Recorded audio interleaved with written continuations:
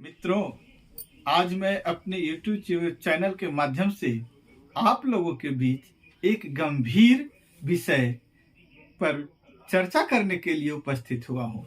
यह विषय है आज के समय में जो हर जगह देखने सुनने को मिल रहा है कि आज सरकारी शैक्षिक संस्थान से अच्छा प्राइवेट शिक्षण संस्थान साबित हो रहा है। क्या ऐसा वास्तव में है? हालांकि देखने में बाहर से ऐसा आभास हो रहा है कि प्राइवेट शिक्षक संस्थान फल फूल रहे हैं और शैक्षिक शिक्षक संस्थान मुरझा रहे हैं। यह एक विषय गंभीर है। आज इसी पर हम आप लोगों के बीच उपस्थित हुए हैं। देखिए, कहा जाता है कि यहाँ के शिक्षक पढ़ाना नहीं चाहते हैं। क्या यह सही बात है या बच्चे पढ़ना नहीं चाहते हैं? मित्रों, कुछ तो मजबूरियां रही होगी, कोई यूं ही बेवफा नहीं होता। सरकारी शिक्षक ही जानता है आज के समय में सरकारी संस्थानों को चलाना कितना दुष्कर कार्य हो चुका है। एक तरफ भौतिक एवं मानवीय संसाधनों का अभाव, दूसरी तरफ सरकार द्वारा संचालित विभिन्न प्रकार की योजनाओं का व्यस्तता पूर्वक संचालन करना और उन्हीं सबके बीच से शिक्षण प्रदान करना। क्या बात यहीं पे आती है? शिक्षा तो दे पाते हैं किंतु संपूर्ण शिक्षा नहीं दे पाते। इस बात को समाज के प्रबुद्ध वर्ग, अभिभावक समझ जाते हैं और अपने बच्चों को लोग जो है सरकारी शिक्षण संस्थान में ना भेज करके प्राइवेट कोचिंग संस्थानों में महंगे फीस चुकाने के लिए मजबूर होते हुए भी भेजना अधिक पसंद करते हैं। मित्रों, और केवल सारा दोष सरकारी संस्थान और शिक्षकों पर मढ़ दिया जाता है। सरकारी शिक्षक समय से नहीं आते हैं, सरकारी शिक्षक पढ़ाना नहीं चाहते हैं, सरकारी शिक्षक केवल बैठे रहते हैं, सरकारी शिक्षक पहले चले जाते हैं। तो मैं बताना चाहता हूं कि इस अवस्था के लिए राजनीतिक सोच बहुत हद तक जिम्मेवार है। शिक्षकों को केवल मोहरा बनाया जा रहा है। आज के राजनीतिक दल हर कार्य वोट की मानसिकता से ग्रसित होकर कर रहे हैं। शिक्षा जैसा पवित्र क्षेत्र भी अछूता नहीं रह पाया है। जैसे साइकिल, पोशाक योजना, छात्रवृत्ति योजना, ये सब योजनाएं घर घर तक वोट के लिए रुपये पहुंचाने का जरिया बन गया है। जबकि होना यह चाहिए कि इन योजनाओं का लाभ समाज के जरूरतमंद वर्गों को मिलना चाहिए और इसके लिए एक मानक स्थापित किया जाना चाहिए। दूसरा, कुकुरमुत्ते की तरह विद्यालय का खुल जाना, उत्क्रमित होना, जबकि होना यह चाहिए कि आबादी को ध्यान में रखते हुए क्षेत्र में विद्यालय खोले जाने चाहिए, उत्क्रमित किए जाने चाहिए। तीसरा, विद्यालय में अपर्याप्त मात्रा में शिक्षकों का होना, जबकि होना यह चाहिए कि पूर्ण विषय का एक टीम बना करके विद्यालय में शिक्षक भेजे जाने चाहिए ताकि सफलतापूर्वक कार्य संचालन किया जा सके। किंतु इन समस्याओं का समाधान राजनीतिक दलों द्वारा नहीं किया जाता है।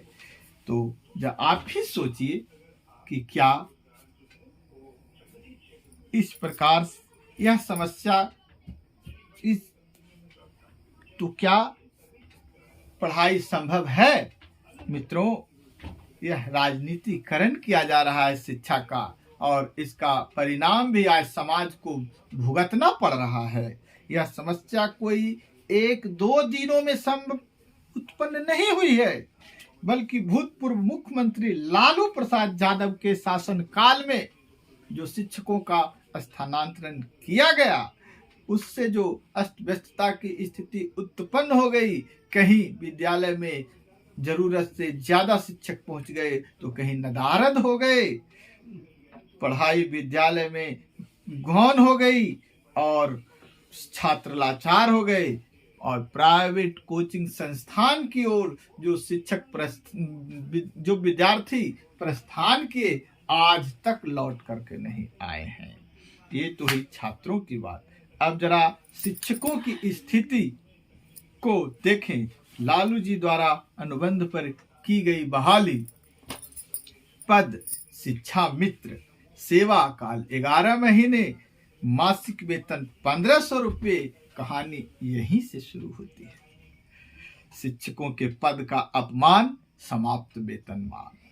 इसके बाद आए इनके छोटे भाई नीतीश कुमार, पद नियोजित शिक्षक, सेवा काल 60 वर्ष, मासिक वेतन 4000 से 12000 रुपये। परिणाम, बहुत तायत मात्रा में शिक्षक विद्यालय में पहुंचे किंतु पर्याप्त मात्रा में नहीं, योग्य नहीं। एडमिशन हुआ, फॉर्म भराया, रिजल्ट हुआ, सरकार ने वाहवाही बटोरी, बिहार राज्य की साक्षरता दर बढ़ रही है, किंतु यह पूछने वाला कोई नहीं है कि आखिर ऐसा क्यों हो रहा है और कब तक होता रहेगा। केवल शिक्षकों को बदनाम किया जा रहा है, शिक्षक पढ़ाते नहीं हैं, पढ़ाई होती नहीं है। कुछ शिक्षक इस आस में घर से दूर बहाल हो गए कि आने वाले दिनों में उनका स्थानांतरण हो जाएगा, किंतु सरकार की उपेक्षित रवैयों के कारण आज तक कुछ नहीं हो सका। यह भी राजनीति के शिकार हो गए यहाँ भी। और क्या हुआ परिणाम? सिर्फ और सिर्फ शारीरिक, आर्थिक, मानसिक रूप से परेशान शिक्षक कितना पढ़ा पाएगा, यह पूछने वाला कोई नहीं है। केवल आरोप, शिक्षक पढ़ाता नहीं है। बीपीएससी से बहाल होने वाले शिक्षकों को भी ठीक यही स्थिति है।